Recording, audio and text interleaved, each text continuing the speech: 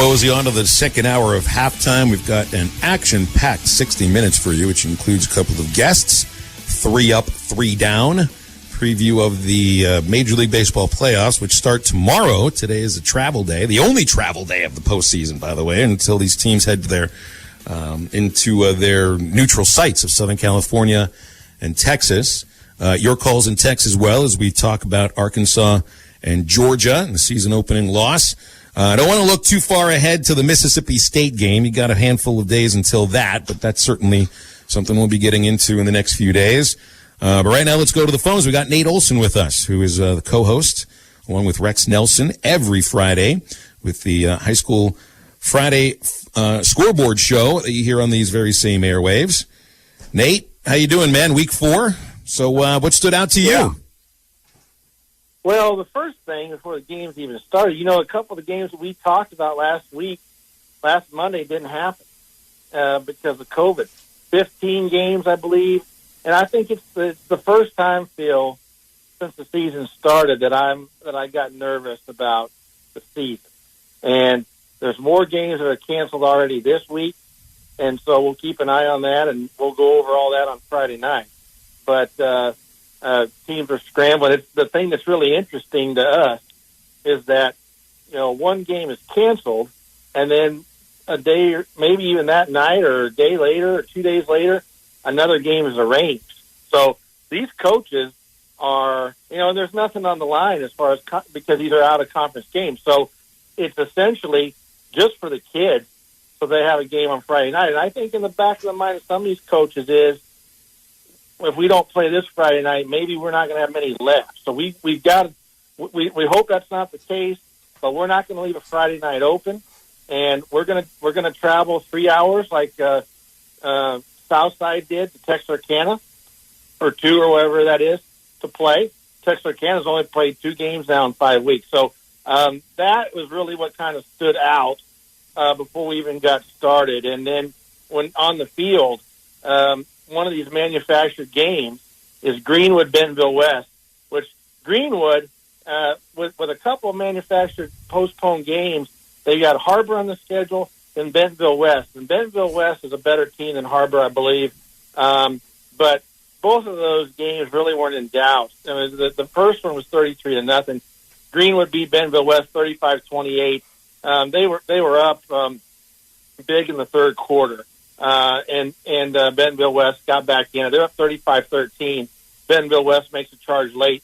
But to me, and L.D. Richmond made his return at quarterback. He'd been injured. But to me, what Greenwood has done with a couple of these manufactured games, impromptu, if you will, has strengthened their case to being not just the top team in 6A, but one of the top teams in the entire state. So, with that strength of schedule now, I think Rex has them 4th in the rankings, and I think that's good. I mean, you've got Bryant, North Little Rock, and Bentonville, who are 3 very, very good 7A teams. Greenwood is after that, probably, and I don't know how far the gap is between Bentonville and North Little Rock between them.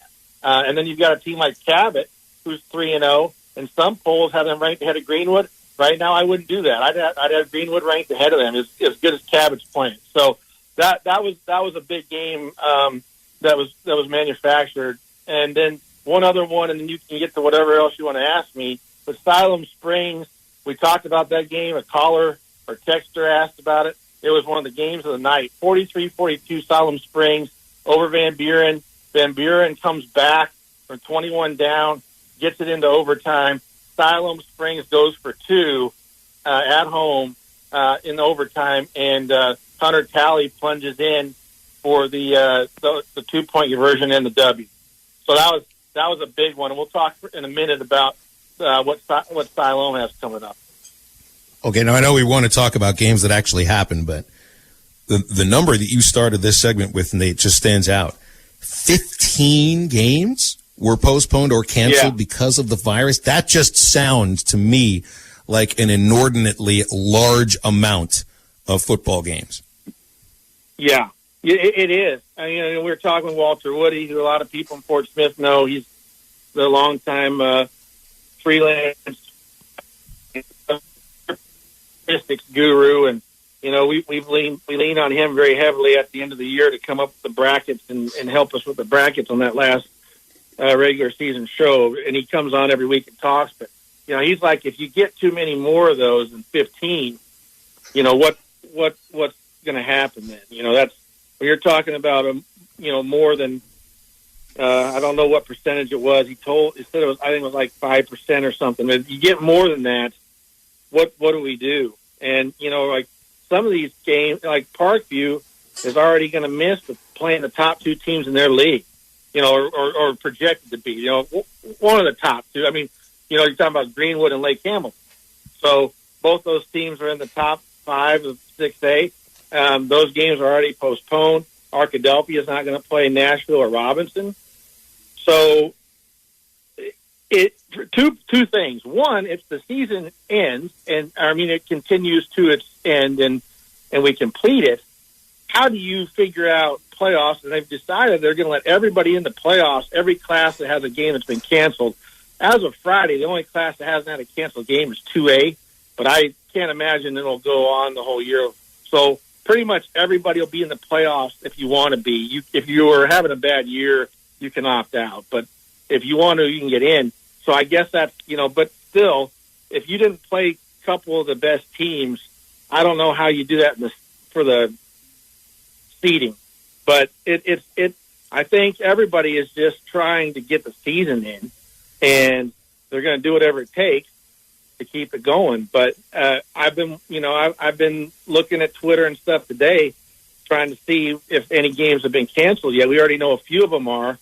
With Arkadelphia not playing, Robinson's looking for a game, and because their game was called off, and a Robinson Cabot matchup is possible. They haven't made an announcement yet, but Cabot's looking for a game too, to Southwest. So this is a really weird situation, and it's kind of come to a head now because the first couple of weeks, there's a couple cancellations. It's non-conference, no big deal. Now it's the conference season, and you've had 15 called off. Now how many are going to be this week, and how are we going to keep proceeding? And is there going to be a point to where we have to call a season off, which nobody wants that, and we want to avoid that like the plague. But that 15-game plateau kind of makes you think about that, like, okay, hopefully we're not close to the end of the season, but it makes you think that. Speaking to Nate Olson here on Halftime. Nate, when you look across the teams here in the River Valley, Van Buren, you mentioned Siloam Springs just a minute ago. They fall to Van Buren falls to Siloam Springs in overtime, 43-42. Yeah. Alma falling to Pea Ridge, Russellville falling to Benton. It was a tough Friday night for a lot of the teams here in the River Valley that's in our listening area. Yeah, I was looking at that too. I was a little surprised that Russellville took Benton, to the brink like that, and so that would have been a big win for Russellville. I mean, I don't think anybody expected it to be that close. Pea Ridge, it was interesting to see Jeff Williams kind of come back to his old stomping grounds in the Fort Smith area. He's at Southside forever. They desperately needed a win, and they got one, and it was a heartbreaker for Alma. But yeah, looking at that 5A West, it's kind of going to be tough sledding, I think, for some of the teams in your listing area. They're probably going to be kind of fighting it out. It'll be interesting to see if any of them can make the playoffs or how many will. But it looks like they're all kind of grouped together there and going to be fighting each other and have some tough games this week. I like Siloam Springs a lot and Van Buren, and that 6A West is, I think, really, really good. And whoever gets in the playoffs from there, I think, is going to have a better shot against the 6A East. And there's a couple good teams there, Jonesboro and West Memphis. But I was looking at that today. I mean, I feel like Van Buren, Siloam Springs, you've got Mountain Home in there. Mountain Home lost to Lake Hamilton 28-14 and plays Greenwood this week. So how about that for 2 road trips in a row? But they're much improved. But Siloam Springs at Benton is a game I have marked for this week because coming off that emotional win, and Benton, I think that Greenwood is the clear-cut number one at this point. Now, I think going into the season, we kind of thought Greenwood and Benton were kind of even. I think Greenwood, with all these couple wins in 7A, like I said, have brought them to the forefront. And so I think this is a winnable game for Siloam. I think they can put up some points. Could be another shootout. It's at Benton, so that's going to be a long trip for them. But if they were to win this game, that'd be huge for them and give them a chance to be in the hunt for the conference championship. Every week is going to be a tough game when you've got Lake Hamilton, Greenwood, and like I said, Van Buren, Siloam, and then Mountain Home is improving Russellville. It's a tough league. Lots of big games this coming week. I mean, you mentioned the games that were canceled last week, and hopefully we got some more that'll be. Excuse me, I said that wrong. Hopefully we got a full slate of good games coming Friday night. Got some big ones in the big one. I mean, you got North Little Rock taking on Conway. You got Bentonville taking on Fort Smith Southside.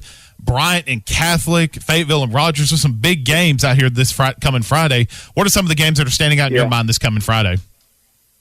Well, you mentioned one of them. In the 7A West, there's several games there where probably there's some heavy favorites there. But the premier game in 7A, probably in the state, is Conway at North Little Rock. Conway's game this week was canceled. They're playing at North Little Rock. I think, when you look at the Central, Bryant and North Little Rock are the standard. And so I was looking to see, could a Conway, Cabot, or Central beat one of them, and kind of move into that upper echelon. Central was not able to. They're not having as good a year as I thought they might. So now you look at Conway, a very good running attack, decent defense. They're athletic. They played with Bentonville for a while before Bentonville pulled away. Them or Cabot may have a chance. And Cabot's playing really good right now, too. So, I've got that circled. North Little Rock doing well with J.R. Eldridge. They've got a senior quarterback, Kareem Cotton. I think he's playing better and passing the ball better. And they've got athletes all over the field. I mean, they're the one team that can match up with Bryant, athlete for athlete. So this is going to be a good game. I'm really interested in this one. All right, Nate. We'll leave it there, man. I want to issue a good luck to your Cubs. I do think they're going to end up losing in the first round, but good luck to them, and we'll talk about it next week. Round? Yeah, I think they're going out in the first round. If you get swept, if you can't score against the Pirates, if you lose a series to the Pirates the last week when you're trying to jockey for position, I'm sorry. It's not going to happen this year. The bats have been cold. They got to heat them up. There was a little bit more explosion against the White Sox. So you're right. I mean, they've been very inconsistent. So, we'll see. I hope they can get by the first round and see what happens there. Well, we will. I'll either congratulate you or make fun of you next week. Appreciate you as always, Nick. Thanks. You might make fun of me no matter what, but that's all right. I make fun of you because I like you, and that's our basic number one rule on this talk show.